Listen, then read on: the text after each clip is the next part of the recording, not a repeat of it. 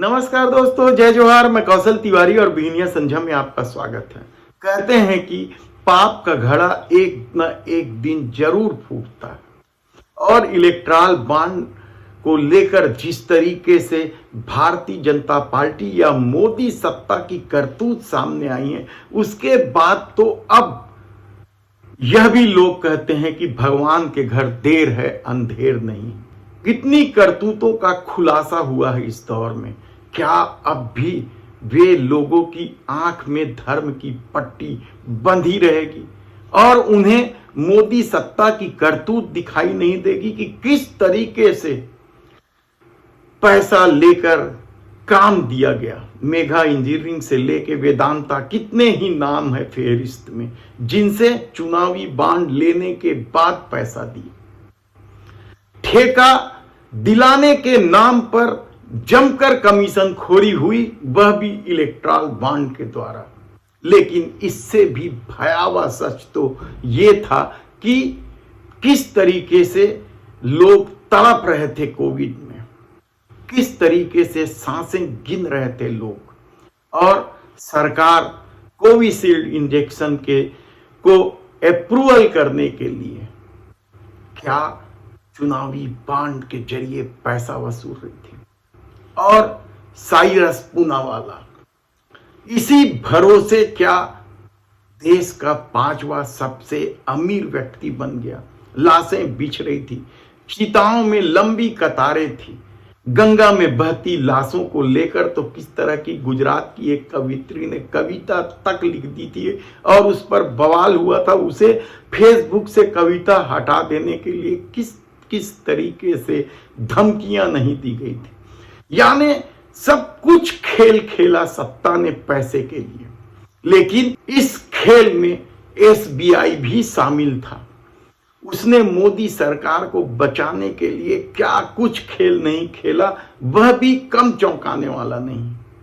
वह तो जून तक यानी लोकसभा के चुनाव के बाद ही आंकड़े देने की बात कर रहा था। लेकिन सुप्रीम कोर्ट को मालूम था कि यह पूरा खेल नाजायज है, यह पूरा इलेक्ट्रल बॉन्ड का सिस्टम असंवैधानिक है, कानून के खिलाफ है, संविधान के खिलाफ है, लोगों के अधिकारों का हनन है। और शायद इसलिए सुप्रीम कोर्ट ने जब कड़ी चेतावनी दी तो पहली बार आप सोचिए कि एसबीआई आधे अधूरे जानकारी दे रही थी, और जब फिर फटकार लगी, शायद जेल जाने का डर एसबीआई को इस कदर हुआ कि उसने पूरी सूची। लेकिन आप हैरान हो जाएंगे कि इस सूची में भी जो कुछ मामले सामने आए हैं वह साफ साफ संकेत दे रहे हैं कि एसबीआई किस तरीके से मोदी सरकार को बचाने की कोशिश कर रही है और किस तरीके से नियमों तक में फेरबदल की है। सवाल सिर्फ 466 करोड़ का नहीं, सवाल तो यह है कि आप सोचिए कि यदि आप 50,000 भी जमा करने जाते हैं एसबीआई, तो आपके साथ किस किस तरह के कागजात मांगे जाते हैं।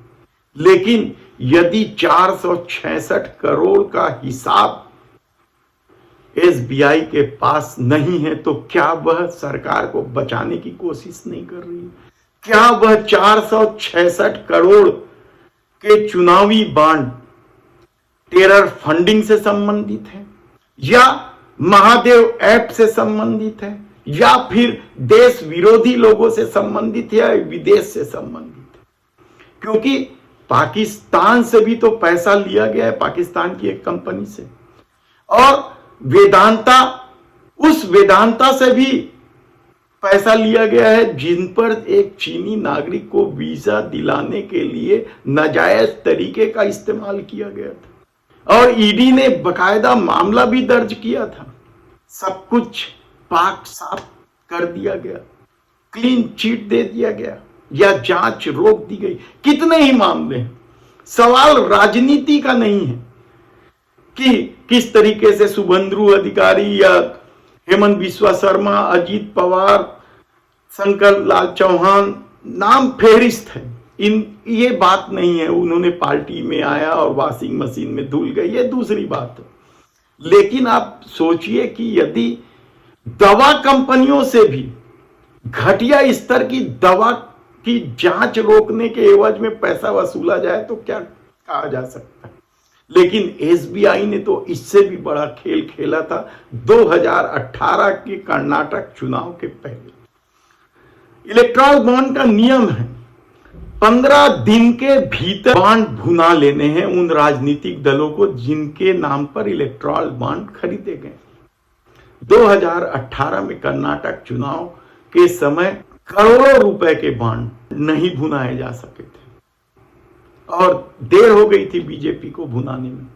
कहा जा रहा है कि इसके लिए एसबीआई ने नियम कानून चेंज कर दिए। लोकेश बत्रा द्वारा प्राप्त आधिकारिक रिकॉर्ड के आधार पर रिपोर्टर्स कलेक्टिव ने 2019 में भी अपनी एक रिपोर्ट में यह बताया था कि एसबीआई ने बॉन्ड भुनाने के लिए कानूनी रूप से अनिवार्य 15 दिन की अवधि बीत जाने के 2 दिन बाद एक अज्ञात राजनीतिक दल को 10 करोड़ रुपए के चुनावी बॉन्ड भुनाने की अनुमति दे दी थी। कलेक्टिव का कहना है कि 2019 में जब उसने इस संबंध में रिपोर्ट की थी तो उसे पता नहीं था कि केंद्रीय वित्त मंत्रालय की उदारता का किस राजनीतिक दल ने लाभ उठाया है। लेकिन भाजपा 23 मई 2018 को एसबीआई की दिल्ली शाखा में एक्सपायर बॉन्ड लेकर गई थी और यह बॉन्ड भुना दी गई थी। चुनाव आयोग द्वारा सार्वजनिक किए गए भाजपा के स्वयं के खुलासे से पता चलता है कि केंद्रीय वित्त मंत्रालय द्वारा नियमों की व्याख्या और एसबीआई को दिए अवैध आदेश ने पार्टी को 10 करोड़ रुपए के एक्सपायर बॉन्ड भुनाने की अनुमति दे दी। यानी सोचिए कि कैसे किसी एक दल को अनुमति दी जा सकती है। और यह कहकर नियमों को बदल दिया गया था कि 15 दिन कार्य दिवस है, यानी छुट्टी के दिनों को नहीं गिनना है। इस आधार पर उसे एक्सपायर बॉन्ड को भुनाने दे दिया। इस मामले में एसबीआई ने पत्राचार भी किया था वित्त मंत्रालय से और वित्त मंत्रालय ने जब सहमति दी तो ही जारी हुआ और एक लाइन जोड़ दी गई। यानी इस बार तो भारतीय जनता पार्टी को फायदा पहुंचा दिया गया और एक लाइन जोड़ दिया गया कि आगे भविष्य में इस तरह के लाभ नहीं दिए जाएंगे किसी को। यानी जो बॉन्ड एक्सपायर हो चुके थे, यदि नियम के अनुसार वो एक्सपायर ही रह जाते तो वो पैसा प्रधानमंत्री राहत कोष में जाता, इस देश के कोष में जाता।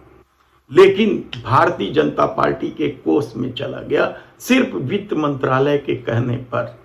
तब सवाल ये है कि क्या एसबीआई और भी कई तरह से फायदा पहुंचाने की कोशिश की है। कहा तो यहां तक जा रहा है कि चुनावी बॉन्ड नियमों का उल्लंघन यहीं खत्म नहीं हुआ। जिस किस्त में भाजपा को ये बॉन्ड मिले थे वह भी योजना के खिलाफ थी। जनवरी 2018 में अधिसूचित नियमों के अनुसार बॉन्ड बिक्री के लिए जनवरी, अप्रैल, जुलाई और अक्टूबर में 4 10 दिवसीय विंडो होनी थी। 2018 में प्रधानमंत्री कार्यालय ने वित्त मंत्रालय को अपने नियमों को तोड़ने और कर्नाटक चुनाव से पहले बॉन्ड बिक्री के लिए 10 दिवसीय एक अतिरिक्त विशेष विंडो खोलने का आदेश दे दिया था। यानी भाजपा को चंदा के लिए किस तरीके से नियमों में तोड़ मोड़ किया गया, यह भी क्या जांच का विषय नहीं होना चाहिए? क्या इस मामले को लेकर कड़ी कार्रवाई नहीं होनी चाहिए? लेकिन यह मोदी सत्ता का दौर है और मोदी सरकार शायद यह अच्छी तरीके से जानती है कि उसने धर्म की जो अफीम लोगों को चटाई है उसका नशा इतना जल्दी नहीं उतरने वाला है।